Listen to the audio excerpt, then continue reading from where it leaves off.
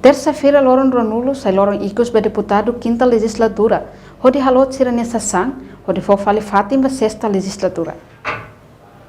Ia Loron Ronulo fulan junho tinangne sessão quinta legislatura remata ona no halot ona sernia sessão hodi sexta legislatura lidera fali órgão parlamento nacional ba período tinan 5 Mai. Ter observação jornalista televisão Timor-Post ia terreno katak deputado nebe narang latam lista ba sexta legislatura hahu halot sirania sessão privado inclui Estado União nebe usa durante mandato. Nossa sang hirakne nebe sira halot ona neho objetivo atu halo preparação máximo hodi fofali fatim ba sexta legislatura atu usa fali hodi halauknar nuda representante povo ba mandato tina rihurua ronolo resin tolo to tina rihurua ronolo resin walu.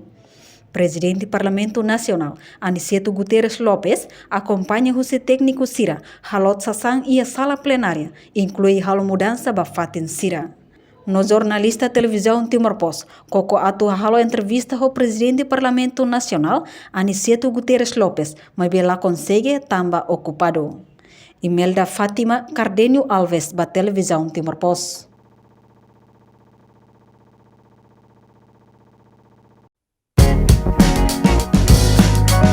Janela informação, bem roto. Atau tem informação atual dia Clio, que tá haluha.